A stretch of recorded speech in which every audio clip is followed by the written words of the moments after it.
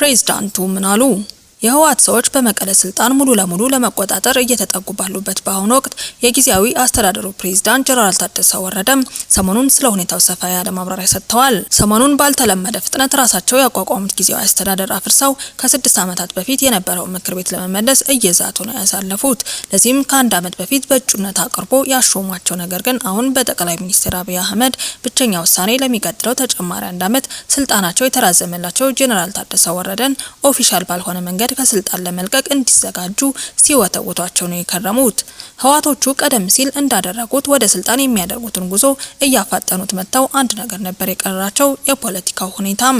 ለዚህ ደግሞ ህዝብ እያወያዩ መፈንቅለ መንግስታቸው ህዝባዊ ተቀባይነት እንዲያገኝ እየሞከሩ ነበረም። በዚህ የስልጣን ትንቅንቅ መካከል ዝምታን መርጠው የነበሩት ፕሬዝዳንቱ ትኩሳቱ ወደ ስልጣናቸው እየተጠጋ ሲመጣ መተንፈስ ጀመሩም። ርዕዮት በሚባል ባንድ ሚዲያ ላይ በሰጡት ሀሳብ ከቀድሞው የጊዜያዊ መንግስት ፕሬዝዳንት ከነበሩት አቶ ጌታቸው ረዳ ጋር ስለነበራቸው ጤናማ ያልሆነ ግንኙነት አስተያየት ሰጥተዋል። ዋናውንና የማብራሪያቸውን ሰፊ ሽፋን የወሰደው ደግሞ በስልጣናቸው ዙሪያ ስላለው የህወሓቶቹ ማንዣበብ ነው። መንግስታቸው ሳይነካ እየፈረሰ እንደነበር የገባቸው ፕሬዝዳንቱ እዚህ ላይ ደህና ነው፣ በስራ ላይ ነው፣ እንዲያውም በመንግስታዊ ጉዳይ ላይ ውሳኔ እያስተላለፈ ነው የሚል ሀሳብ አቅርበዋል።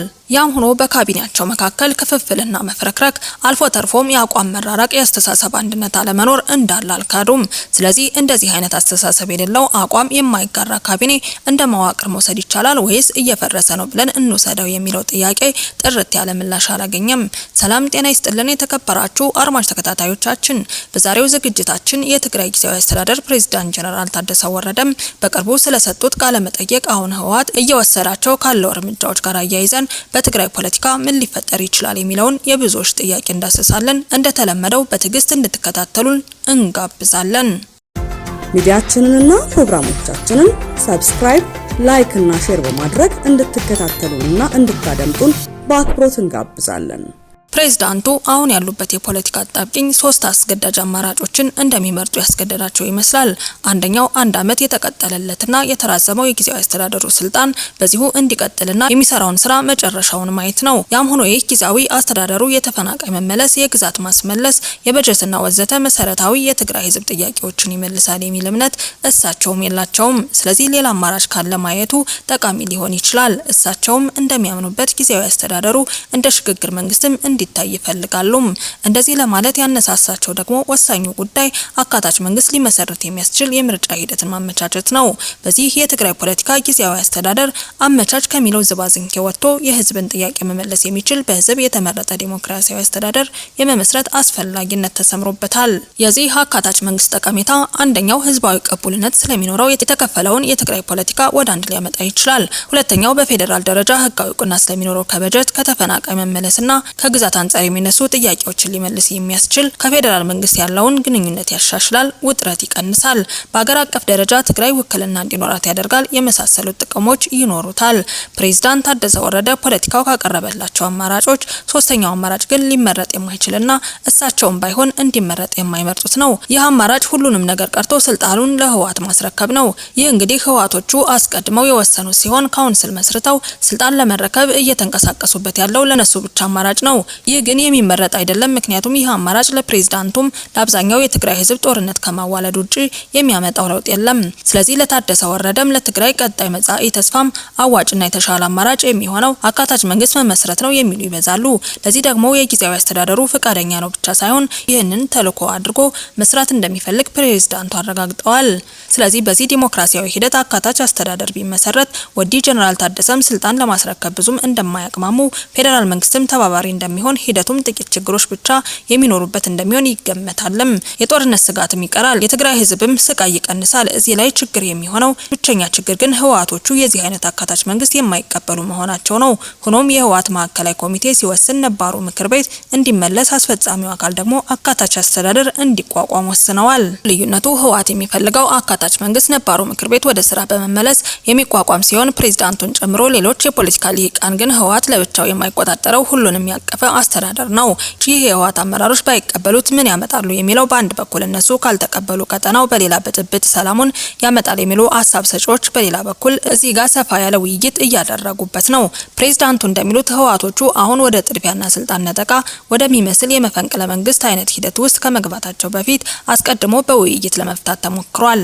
ከህወሓት ፖለቲከኞችም ከሰራዊት ወታደሮችም ጋር የጊዜያዊ መንግስቱ ጊዜ እያለቀ እንደሆነና አስፈላጊው ዝግጅት እንዲደረግ ያላማከርኩት የለም ያሉት ታደሰ ወረደ የአሁኑ የህወሓት የስልጣን ግርግር ያልጠበቁት ሳይሆን የተዘጋጁበት አይነት እንደሆነ ነው የተናገሩትም። ለህወሓቶቹ አሰቡበት ብያቸው እናየዋለን ከማለት ውጭ ግን ያደረጉት ነገር የለም ይላሉ ፕሬዝዳንቱ። እሳቸው ይህንን ይበሉ እንጂ ህወሓቶቹ ጉዳዩን ችላ ያሉት አይመስልም የሚሉት ሀሳብ ሰጪዎች ስልጣን መያዝ የሚችሉበትን ዝግጅት እያደረጉ እንደነበር መካድ አይቻልም ይላሉ። ፕሬዝዳንቱ ግን የስልጣን ለውጡ ውይይት ያልተደረገበትና የጥድፊያ አይነት በመሆኑ እሳቸውም የማያውቁት ሂደት እንደሆነ ነው እየተናገሩት ያሉት።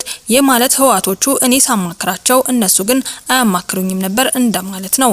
እሳቸውም ከህወሓቶቹ ጋር ግንኙነት እንደሌላቸው ወቁልኝ አይነት ሀሳብ ነው እየሰነዘሩ ያሉት።